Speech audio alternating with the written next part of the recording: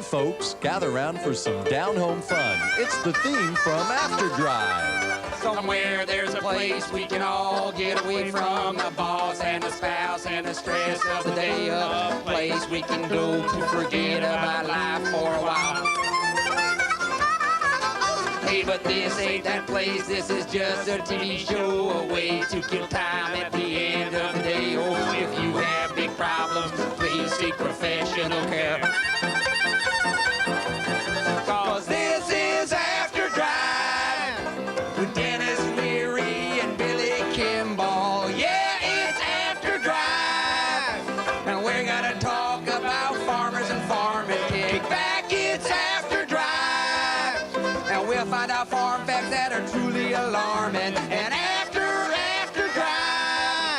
you just have to deal, you just have to deal, you just have to deal with the rest of your life.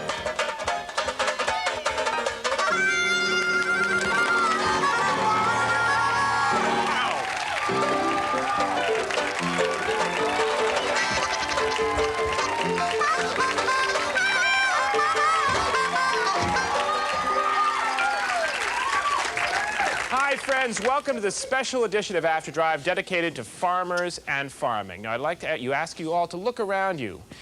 What do you see?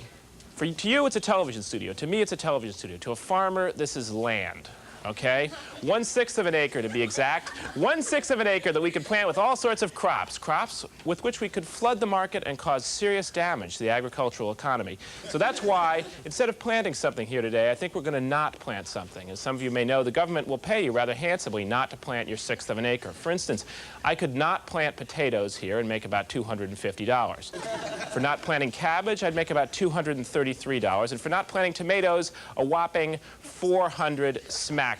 So the most money is by not planting tomatoes, but I hate cabbage, so I'm not going to plant cabbage in the studio and take the $233. So throughout the rest of the show, I want you to keep that in mind, that I am busily not growing like so many of the nation's farmers and making money as we do the rest of the show. In addition to not growing cabbage, we're going to be talking to a guy named Jim Surrey, who grew up on a huge farm in Indiana and has all kinds of weird, crazy farm tales. And also Edward and Robert Gankars, two farmers who grew the world's largest pumpkin. And we'll meet a real-life llama farmer named Dirk Mills. And we'll be looking at some unusual vegetables. Dennis. Hey, Billy. How you doing? Hey, Bill. Yeah. You want to see my hog? No, Dennis, I don't think I want to see your hog. All right, forget it.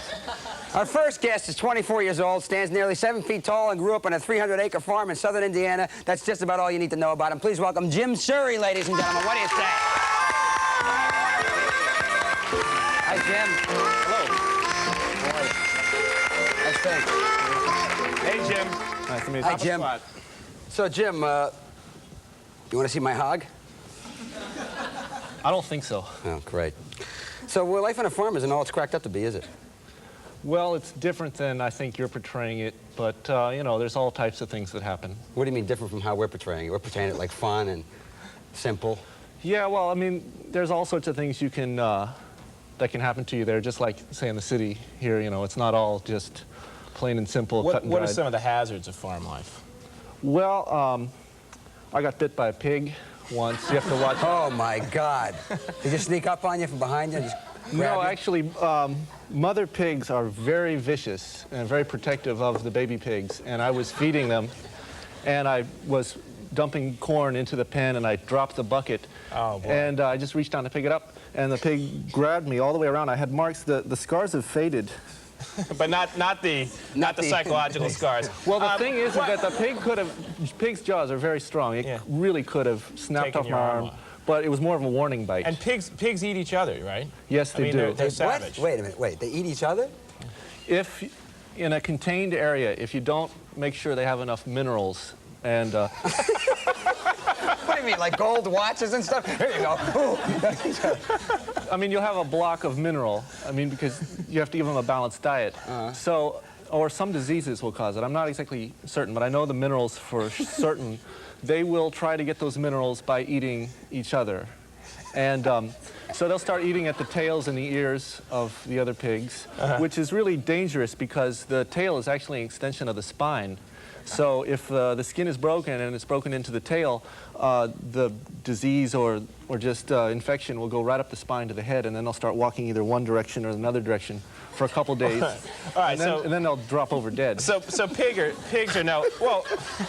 I didn't know anything about this kind of stuff. They'll eat, if you'd left the pig lying in the pen, they would eat the pig. Or they'll start biting at your feet. All right, let's say... How about sheep? Yeah, enough about pig. If you put a sheep into like a pig pen, they'd eat the sheep, right? A sheep would have problems. They won't eat live things. I mean, it depends. Don't shatter my illusions about sheep. Sheep are wonderful and can never explode, right? Do sheep explode? I didn't see it. I was about 30 feet away. If sheep and cows eat wheat, their intestinal system is such that they'll bloat up, and it expands. It turns into a gas in their stomach. Well, but the sheep don't know this, and if you put wheat in front of them, they don't read. That's another thing with sheep. They just won't read. They're quite stupid. Sheep are quite stupid. They'll eat it. Well, one of our sheep broke loose, got into some wheat, ate it. You know, in about 10 minutes they're dead. So it's lying stretched out, and it was July. It was very hot, and you know, it's lying there, and the first thing that happens to a sheep is its wool falls off, and it reveals like this really slimy skin. Sheep deteriorate, you know, immediately. Just overnight. Right. The stomach started bulging out, which it was all kind of bloated up and stretched out with rigor mortis and everything. Can you do that again, Jim? Right. Okay, yeah, all right. You're an impressionist as well.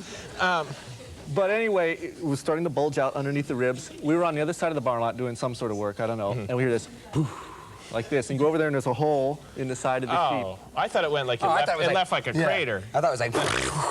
No. There go the sheep, honey. You know. No, another sweater, who? You know. Now, so rats are a city problem, but they're also a problem in farms. Rats are everywhere. I mean, city, on the farm. Around the grain bins, I mean, they can live quite well on the spilled grain, or they get into the bins. And I mean, it's a constant problem. You don't want to have rats hanging around. One thing that's interesting that I remember about rats was that we have a machine called a grinder mixer, which you feed the pigs ground up corn and mineral. It's about 70% corn. You mix in mineral, some salt, etc. And it's on wheels, and you roll it up to the bins, and it comes out of the pipe into the grinder mixer. Well, my father would always have me stand there and say, if a rat comes out of the tube, you know, it comes out of the tube into a big metal pan and it kind of slides into the machine. Hit it, bash it down into the grinder mixer. Because pigs, of course, we know about them. They'll eat protein. Yeah, exactly. Protein meal. They love a rat. And it actually happened a couple times, and you bash it down into the grinder mixer, and it's going, and then it goes, All right. Did you ever grow anything really strange? I mean, with fertilizers and such? What was that? I think we got a pig attack going on in the back there. Oh, no, a pig is eating the director. Oh, this is horrible. Will rats blow up? Like if you lit the tail with a match. If you gave them like an Alka-Seltzer, probably. Yeah. It's like with pigeons. Also with the rats, when you'd move a feeder around, all the dogs and cats seem to know when you're heading out in the field to move the feeders, because underneath every one of them are rats or mice or whatever, and all the cats and dogs would come around, and as soon as you move the feeder... They just had a field day. Yeah, eating them. If they'd catch them. I mean, so life on the farm, maybe not all it's cracked up to be, but interesting, colorful nonetheless. And stuff blows up. Right. That's the whole idea. Okay, Jim, thanks, Surrey, Jim. thanks a lot. Our special farm show will continue after these messages.